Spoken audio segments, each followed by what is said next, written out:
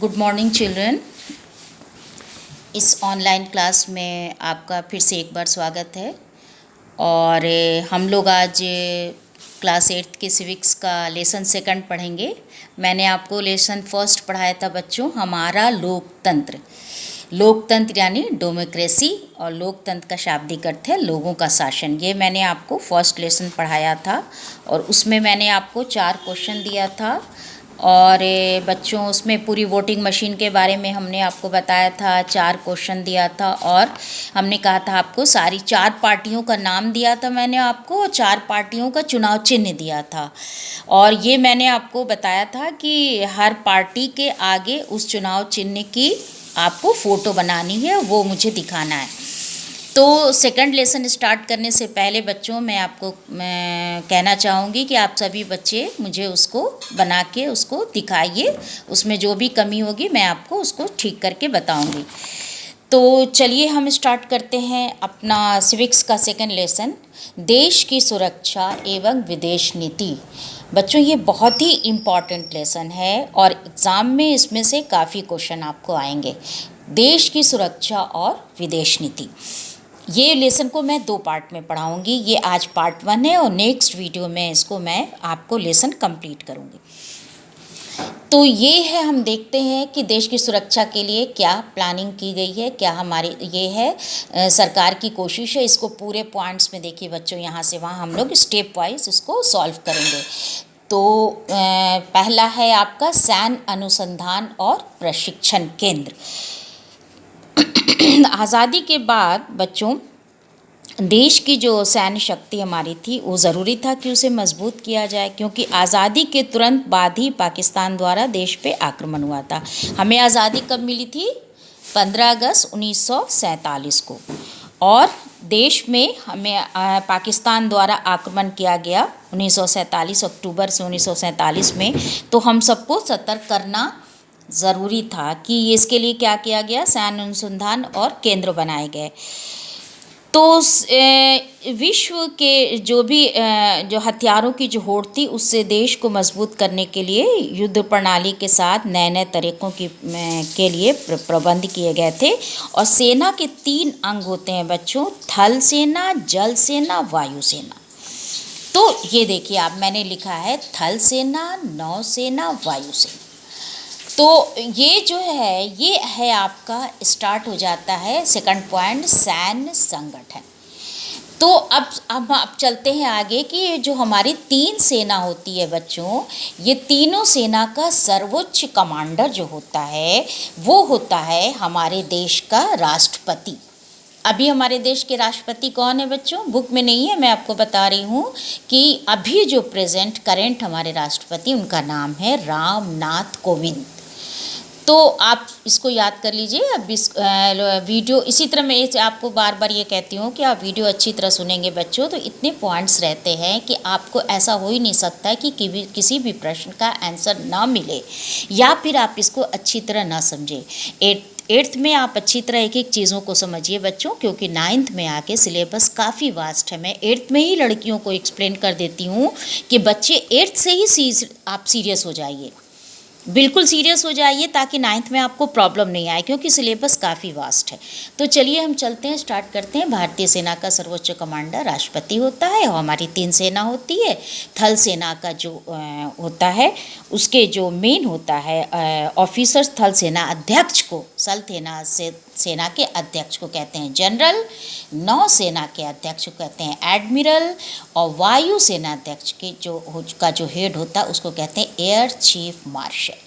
ये क्वेश्चन आपको बोर्ड में भी बच्चों आ सकता है, 10th में वह आके। इसलिए मैं आपको बार बार कहती हूँ कि आप 8th से ही काफ़ी सिंसियर और समझदार बन जाइए। तो चलिए हम आपको अलग अलग समझाएंगे सबके बारे में। या तो मैंने होल आपको ये समझा दिया, अब मैं आपको अलग अलग बताऊंगी कि भारतीय सेना का सर्वोच्च कमांडर जो है वो राष्ट्रपति होता है। और देश की वास्तविक सुरक्षा का दायित्व जो होता है वो पूरा मंत्रिमंडल यानी कैबिनेट पे होता है। और सारी रक्षा संबंधी यानी देश की सुरक्षा संबंधी बातों पे विचार विमर्श करने के लिए जो अध्यक्ष एक समिति बनती है उच्च स्तरीय के, उसका अध्यक्ष हमारे देश का प्रधानमंत्री होता है, जो हमारे देश के प्रधानमंत्री अभी नरेंद्र मोदी हैं।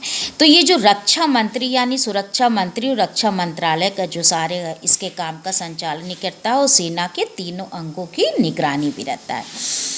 तो हम अलग अलग तीनों अंगों के बारे में देखें। सबसे पहले आ जाते हैं भारतीय थल सेना।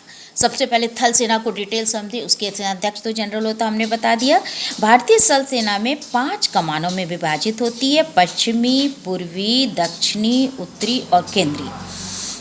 और इसमें कई प्रकार की सेनाएं होती हैं, जैसे इन्फैक्ट्री, तोपखाना, आर्मी, मेडिकल कोर, आर्मी शिक्षा कोर। अब नौसेना में आप आ जाइए। नौसेना के जो हेड होते हैं उनको कहते हैं एडमिरल।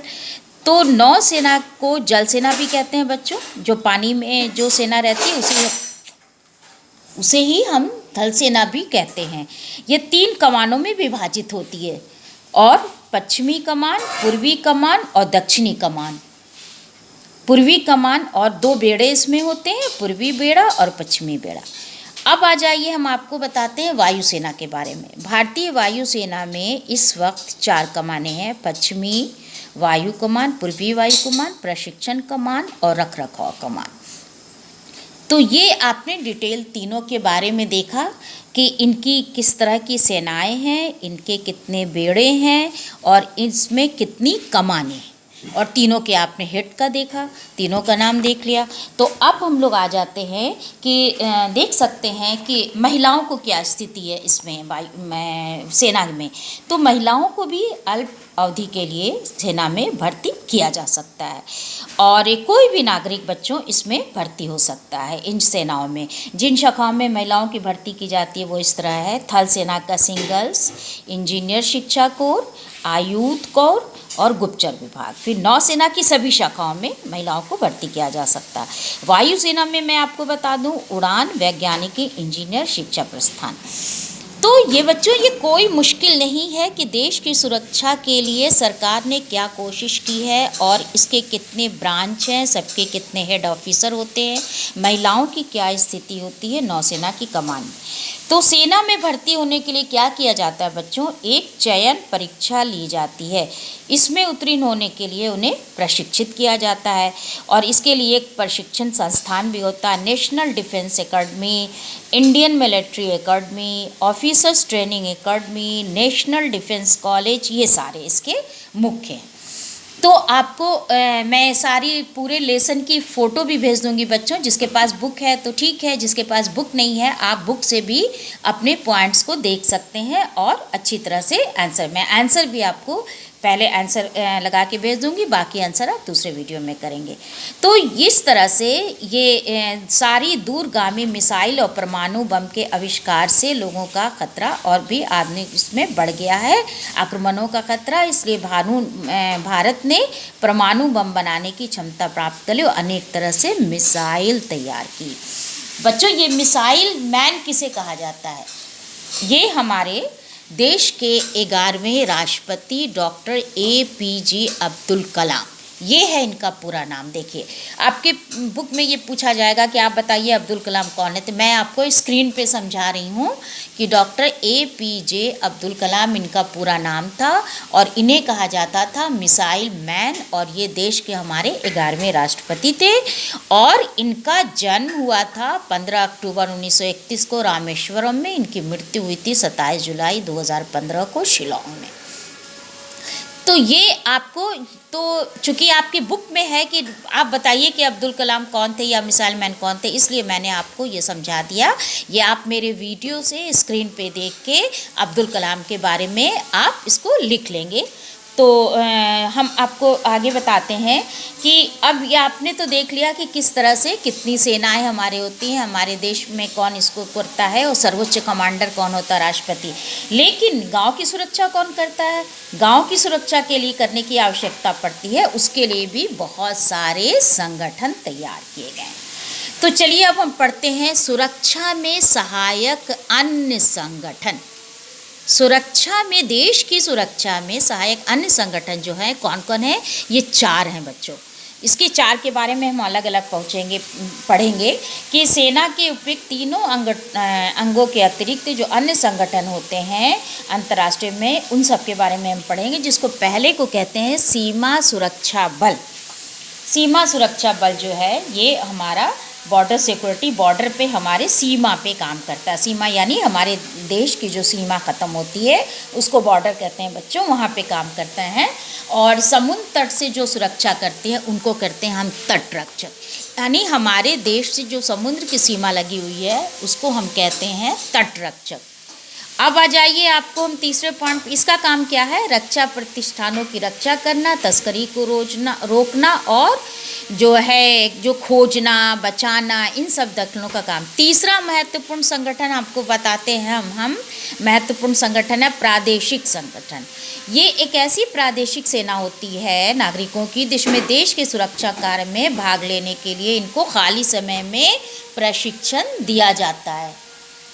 चौथा संगठन है, आप देखिए, NCC, national cadet corps, national cadet corps, ये चौथा है। आपको ये हम पढ़ रहे हैं जो हमारे देश की सुरक्षा है उसमें कितने सहायक संगठन है, अन्य सहायक संगठन। तो एनसीसी भी का जो भी है उसका भी कोर्स होता है, एनसीसी प्रशिक्षण विश्वविद्यालय होता है, स्नातक उपाधि होती है और स्नातक उपाधि कॉलेज में भी होता है, महाविद्यालय में भी होता है, अन्य स्कूल कॉलेज में भी इनको दिया जाता है। तो इसी तरह से प्राथमिक विद्यालय में स्काउट और गाइड की भी ट्रेनिंग की व्यवस्था की जाती है। तो जब हमारा देश बिल्कुल शांत रहता है तो उस समय शांति काल में भी सेनाओं और संगठन की आवश्यकता उस वक्त पड़ती है जब देश पे किसी तरह का आंतरिक संगठन आता है।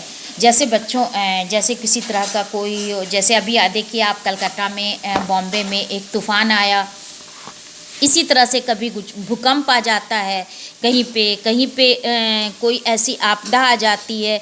तो इन सब जगहों पे, जब भी पहले एक सुनामी आई थी बच्चों, तो अंडमान निकोबार में बहुत ज़बरदस्त सुनामी आई थी, तो इन सब जगहों पे ऐसी कोई भी ज़रूरत पड़ती है तो हमें अन्य सहायक संगठन के द्वारा देश की सुरक्षा में इनकी सहायता ली जाती है। तो चलिए आज के लिए बस इतना। सेकंड वीडियो में मैं आपको लेसन कंप्लीट करूँगी और मैं जो क्वेश्चन दूँगी इसमें फर्स्ट क्वेश्चन आप कर लीजिएगा, आप रिक्त स्थान कर लीजिएगा और आप टिक क्रॉस कर लीजिएगा, बाकी क्वेश्चन नेक्स्ट वीक में करिएगा। Thank you.